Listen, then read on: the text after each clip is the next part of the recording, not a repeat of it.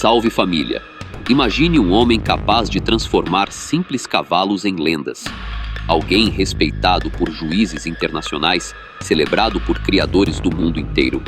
E ao mesmo tempo, cercado por rumores que jamais o deixaram em paz.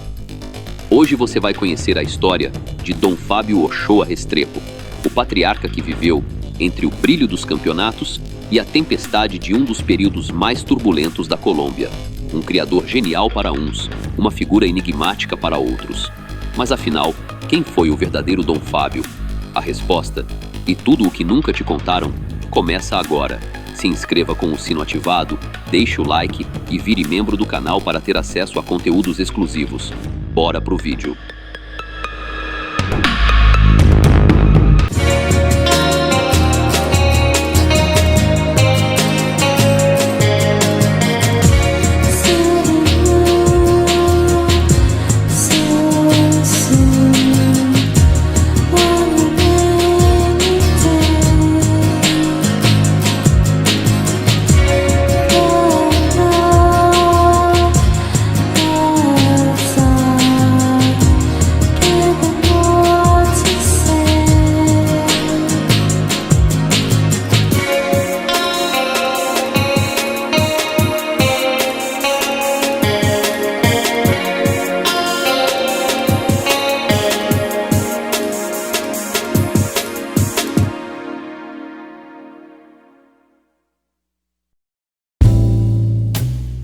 Dom Fábio Ochoa Restrepo veio ao mundo em 12 de maio de 1924, no município de Salgar, uma região montanhosa no sudoeste de Antioquia.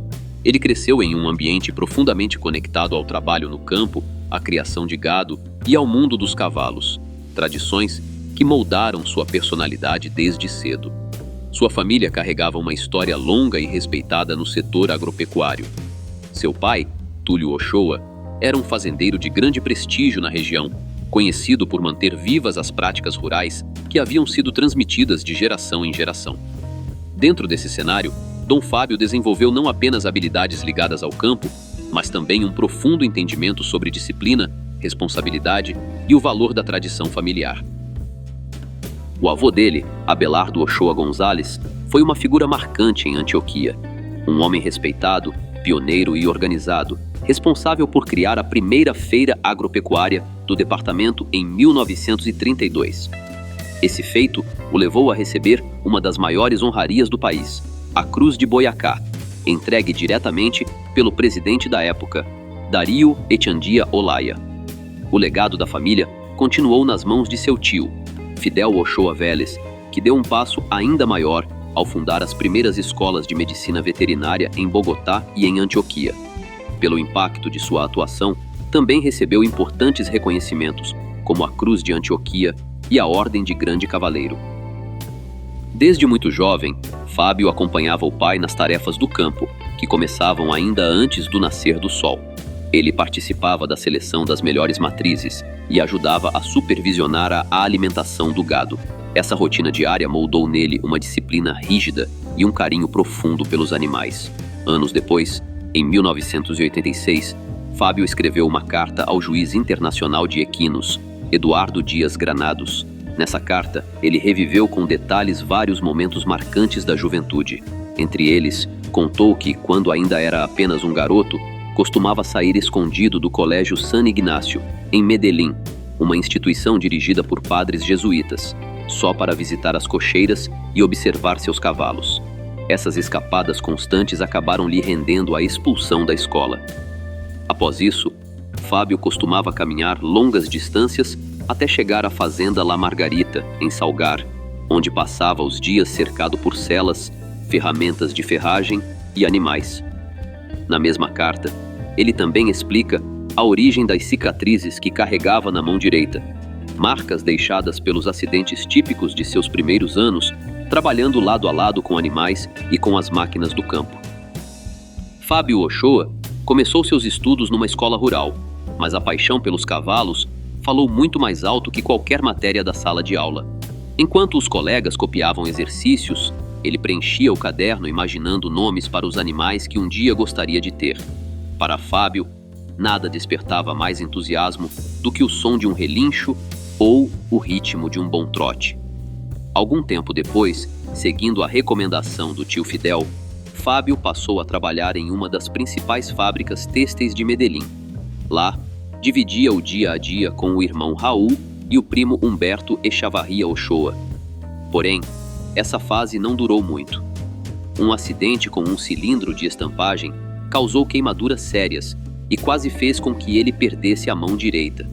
Esse episódio marcou um ponto de virada. Para Fábio, era o sinal definitivo de que o ambiente industrial não fazia parte do seu destino.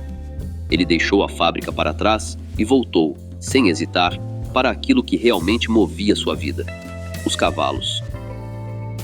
Já casado com Margot Vasquez, sua companheira de vida e mãe de 8 dos seus 11 filhos, Dom Fábio mudou-se para a fazenda Los Micos, localizada próxima ao município de Titiribi. Foi ali que ele começou a se consolidar como criador de cavalos de passo fino, uma raça que, com o tempo, o tornaria reconhecido dentro e fora do país. Mesmo com o sucesso que alcançara em Antioquia, Dom Fábio decidiu ampliar seus horizontes. Ele se mudou com a família para Cali, no Vale do Cauca, onde continuou negociando e aperfeiçoando sua criação de animais. Nessa nova fase, aproveitou também os contatos do cunhado Roberto Vélez Ochoa, um criador respeitado, conhecido pela qualidade dos animais identificados com o ferro B8. Antes disso, Roberto havia sido casado com Norma Ochoa Restrepo, irmã de Dom Fábio. Foi justamente no criadouro de Roberto que Dom Fábio conheceu o Resorte, um cavalo lendário. Ele cruzou esse animal com as filhas de Gaucho, outro garanhão muito valorizado. A combinação desses dois sangues deu origem a uma linhagem que, mais tarde, se tornaria famosa em toda a América Latina, a lendária Linha do Oito. Sem formação universitária, mas com um instinto comercial afiado, Dom Fábio Ochoa Restrepo conseguiu abrir portas para que os cavalos colombianos de passo fino chegassem ao mercado internacional. Ele foi um dos pioneiros a levar exemplares para feiras na Venezuela, República Dominicana, Porto Rico e Estados Unidos, lugares onde seus animais chamaram atenção pela elegância e pela disciplina. Essas exposições não apenas fortaleceram o nome de Dom Fábio no cenário equestre, como também criaram laços comerciais que o transformaram em um dos empresários rurais mais bem-sucedidos da Colômbia. Enquanto isso, ao lado de Margot, Dom Fábio construiu uma grande família. Tiveram 8 filhos, entre eles Juan, David, Jorge Luiz e Fábio, que herdaram a mesma paixão do pai pelos cavalos. Entre todos eles, David, o filho mais velho, acabou se destacando nesse universo. No final dos anos 1960, David levou diversos cavalos crioulos para os Estados Unidos e passou 1 ano no país ao lado de Jorge Luiz, promovendo a raça colombiana. Já nos anos 1970, seguiu os passos do pai também na Venezuela, levando animais de grande prestígio, além de várias éguas de linhagem impecável entre elas. Atendendo às orientações de Dom Fábio, ele se instalou em Bogotá, onde administrava a pesebrera restaurante La Margarita del Oito, um espaço que unia apresentações equestres com encontros sociais e gastronômicos. Era lá que se exibiam animais conhecidos, como o Resorte 4, Impacto Zois, Cerezo Danês e o icônico Bochica. No mesmo ano, Dom Fábio enviou 3 de seus filhos para Miami com a missão de adquirir novos cavalos e avaliar a possibilidade de abrir uma filial de La Margarita del Oito na Flórida. Os irmãos acabaram fundando um criadouro na cidade de Ocala, no condado de Marion. No entanto, relatórios posteriores de autoridades estadunidenses afirmaram que aquela viagem também marcou o início de uma nova rota ilegal, conhecida como La Mina. Nos anos 70 e início dos 80, Fábio Ochoa Restrepo viveu o auge do reconhecimento público. Para todo mundo que entendia de campo, ele era o grande símbolo do homem antioquenho, trabalho duro, tradição familiar e uma paixão absurda pelos cavalos de passo fino. As fazendas Margarita del Oito e Las Margaritas viraram verdadeiros templos da raça colombiana. Lá nasceram e foram criados campeões históricos que marcaram época: Dom Danilo, Petrarca, Resorte Amadeus del Ocho, Atrevido del Ocho. Animais que carregavam o selo da casa e conquistavam troféus no mundo inteiro. Ele também foi responsável por apresentar ao público exemplares lendários como Terremoto de Manizales e o mítico Tupac Amaru, cavalos que, com o tempo, acabaram sendo montados por grandes empresários e personalidades apaixonadas pela raça, gente que frequentava as mesmas feiras e eventos que a família Ochoa. Naquela época, ver Dom Fábio chegar numa exposição era cena de cinema.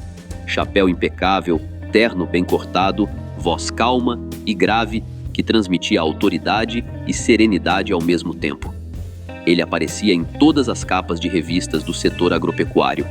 Era convidado de honra nas feiras nacionais e internacionais e todo mundo parava para ouvir o que ele tinha a dizer.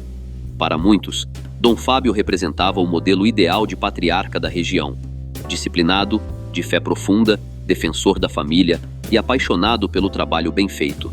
Na fazenda La Margarita del Oito, localizada nos arredores de Medellín, era comum a presença de criadores renomados, empresários, figuras políticas e personalidades do mundo equestre. O local se tornou um ponto de encontro para quem desejava ver de perto o melhor do passo fino colombiano. Aqueles encontros eram uma combinação perfeita de apresentações de cavalos de passo fino, conversas longas, negociações e celebrações familiares. Dom Fábio nunca precisou de ostentação. Seu estilo de vida refletia sobriedade, firmeza e orgulho por tudo o que havia construído. Diziam que ele tratava todos com a mesma cortesia, desde o tratador das cocheiras até visitantes estrangeiros, e que sua palavra valia tanto quanto um contrato assinado. Mas, no final da década de 1970 e início dos anos 1980, o sobrenome Ochoa começou a aparecer nos jornais por motivos bem diferentes. Os filhos mais velhos, Juan Davi, Jorge Luiz e Fábio, passaram a ser mencionados por órgãos de inteligência como possíveis aliados do cartel de Medellín, que começava a dominar o comércio ilegal de coca na Colômbia. Naquele período, o nome de Pablo Escobar Gaviria já aparecia com frequência na imprensa, e as autoridades começaram a investigar conexões entre fortunas rurais, criadouros de cavalos e novas rotas clandestinas que levavam o ouro branco até os Estados Unidos. Para Dom Fábio, essas notícias foram um golpe profundo. De acordo com pessoas próximas, ele sempre negou acreditar que seus filhos tivessem envolvimento com qualquer atividade ilícita. Continuou focado na criação de cavalos e participando das feiras, enquanto o país mergulhava no auge do contrabando de pó. Em público, sua imagem seguia intacta, a do criador exemplar, o patriarca honrado, o homem que dedicou toda a vida ao trabalho e à família. Em 1983, quando a imprensa começou a citar abertamente os Ochoa como parte do grupo liderado por Escobar, Dom Fábio tinha 59 anos e ainda era um dos maiores referenciais da cavalaria colombiana. As câmeras o mostravam sorridente nas competições, entregando troféus e aconselhando novos criadores. Enquanto isso, seus filhos, já grandes empresários, donos de vastas propriedades e com influência crescente, passaram a figurar nas listas de procurados por autoridades internacionais.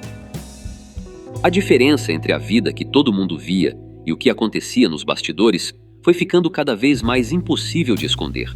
Na fazenda Margarita del Oito ainda chegavam juízes gringos, veterinários de renome e criadores do mundo inteiro para tomar café com Dom Fábio, pedir conselho e aprender com o mestre. Ao mesmo tempo, os helicópteros das forças especiais começaram a rasgar o céu das montanhas de Antioquia, e as operações policiais contra os grandes nomes do crime organizado ficavam mais e mais frequentes. Mesmo diante desse cenário, Fábio Ochoa nunca deixou de agir como pai. Tentava proteger a família e manter todos unidos em meio à tempestade que se aproximava. Costumava dizer que o cavalo ensina mais do que o homem, e repetia que respeito e humildade eram os únicos valores que realmente atravessavam o tempo. Para muitos dos seus funcionários, Dom Fábio era visto como um patrão justo. Para os críticos, porém, era alguém que preferiu não enxergar o que acontecia ao redor, principalmente as escolhas e caminhos seguidos por seus filhos. Em meados dos anos 1980, os Ochoa já eram considerados um dos clãs mais influentes dentro do chamado Cartel de Medellín. De acordo com relatórios de órgãos estadunidenses, eles controlavam grande parte das rotas que levavam coca aos Estados Unidos e mantinham relações próximas com figuras como Escobar, Gonzalo Rodrigues Gacha, Carlos Lerder e outros líderes envolvidos nesse comércio ilegal. Enquanto esses chefes se escondiam ou enfrentavam operações policiais intensas, Dom Fábio continuava aparecendo nas feiras equestres, mantendo sua rotina pública praticamente intacta. O contraste era tão evidente que, em várias ocasiões, enquanto seus filhos estampavam manchetes em jornais nos Estados Unidos, Dom Fábio saía nas capas de revistas colombianas, recebendo prêmios e homenagens por sua trajetória como criador de cavalos. Seu nome acabou representando dois mundos completamente opostos, o do campo tradicional e o do poder econômico que o narcotráfico começava a injetar dentro da sociedade antioquenha. Com o passar do tempo, a figura de Dom Fábio tornou-se uma referência para entender como uma família rural podia ascender até os círculos mais altos da elite social e econômica da Colômbia, justamente quando o país enfrentava uma das fases mais violentas de sua história. Em 1976, Dom Fábio chegou a ser detido no aeroporto El Dorado, em Bogotá, acusado de supostas ligações com atividades suspeitas, mas foi libertado pouco depois. 8 anos mais tarde, em 1984, voltou a ser preso, desta vez após seu nome aparecer em investigações relacionadas à eliminação do ministro da Justiça, Rodrigo Lara Bonilla. No entanto, como não foram encontradas provas contra ele, o caso foi arquivado. Esses episódios não só ampliaram ainda mais sua notoriedade, como também reforçaram a imagem enigmática que o cercava, a de um homem que parecia sempre permanecer um passo à margem da tempestade. No dia 26 de setembro de 1986, Dom Fábio estava prestes a realizar o maior sonho da carreira, uma exposição equina gigantesca dentro da Universidade Nacional de Bogotá, o evento que coroaria de vez o nome dele como a maior referência de criador de cavalos na Colômbia e no mundo. Mas a polêmica surgiu rapidamente. Grupos estudantis e movimentos sociais organizaram protestos, alegando que o sobrenome Ochoa estava associado ao narcotráfico. Diante da pressão, a exposição foi cancelada. Esse episódio marcou o início do declínio público da imagem de Dom Fábio, que até então mantinha uma reputação quase intocável no meio agropecuário. Mesmo assim, apesar do impacto midiático, o patriarca seguiu firme. Continuou cuidando dos negócios, da família e da criação de cavalos que o acompanhou por toda a vida. O rei do passo fino colombiano tinha perdido o palco principal, mas, dentro das porteiras da fazenda, ainda era tratado como lenda viva. A esposa de Dom Fábio, Dona Margot Vasquez, o acompanhou até o fim.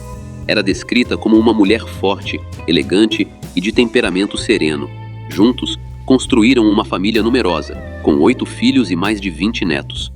Aos fins de semana, todos se reuniam na fazenda Las Margaritas, e Dom Fábio encontrava nesses encontros o seu maior refúgio.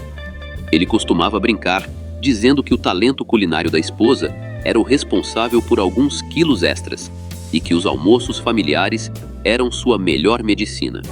Mas, mesmo com essa atmosfera acolhedora, o ambiente doméstico não conseguia esconder a realidade turbulenta que tomava conta do país. No início dos anos 1990, o narcotráfico colombiano atravessava um dos períodos mais insanos de sua história. O confronto entre o cartel de Medellín e o cartel de Cali, somado à pressão internacional liderada por autoridades dos Estados Unidos, levou o governo colombiano a adotar medidas rigorosas. Em 1991, o presidente César Gaviria implementou uma política de entrega voluntária, oferecendo redução de penas e garantias legais para líderes do crime organizado que decidissem se submeter à justiça. Foi então que os irmãos Ochoa optaram por se entregar, afirmando que buscavam encerrar a guerra e recuperar a tranquilidade familiar.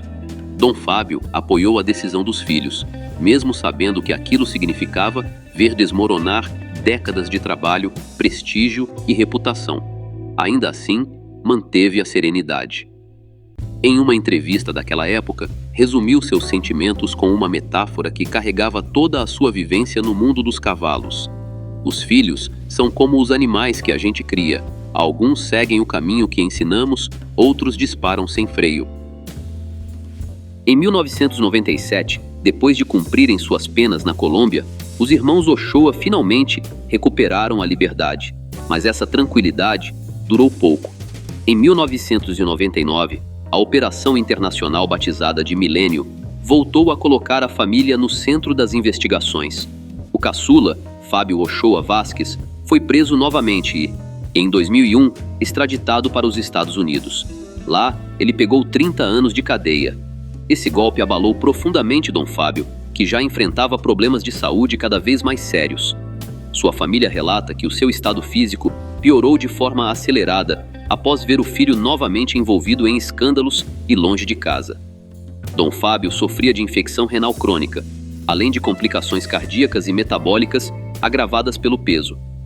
Mesmo assim, até onde o corpo aguentou, ele continuava indo nas feiras, recebia os amigos antigos na fazenda e conversava com todo mundo com a mesma educação e serenidade de sempre, mesmo quando o sobrenome Ochoa já era sinônimo de polêmica.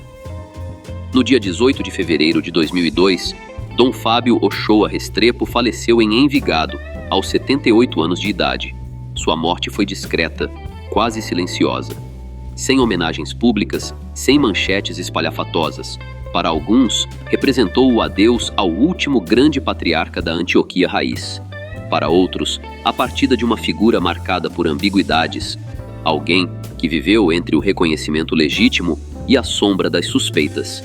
Apesar de todos os rumores, Dom Fábio nunca foi judicialmente acusado. Nos registros oficiais da justiça colombiana, seu nome permanece limpo. Ainda assim, a história ao redor dele continua sendo tema de debates e interpretações até hoje. Muitos o lembram como o homem que levou o cavalo de passo colombiano ao reconhecimento internacional. Outros, como o líder de uma das famílias mais comentadas do turbulento período vivido pela Colômbia. O fato é que, no universo dos criadores de cavalos, seu legado segue vivo. Os criatórios que fundou, as linhagens que desenvolveu e os títulos que conquistou continuam sendo referência até hoje. Dom Fábio Ochoa Restrepo deixou um legado complexo.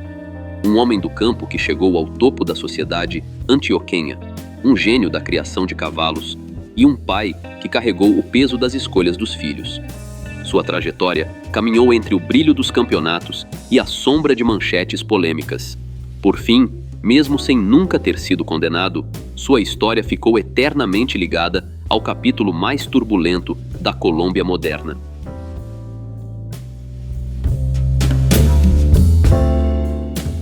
Salve família! A trajetória de Dom Fábio Ochoa Restrepo mostra como um único nome pode carregar glória, mistério e controvérsia ao mesmo tempo.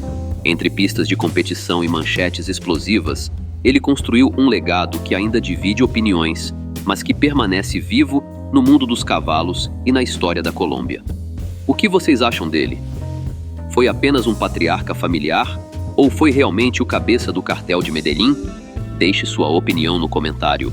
E se quiser continuar explorando histórias surpreendentes como esta, já sabe o caminho. Se inscreva, ative as notificações e deixe aquele like que fortalece o nosso trabalho e ajuda o conteúdo a chegar ainda mais longe. Obrigado por assistir. Até a próxima.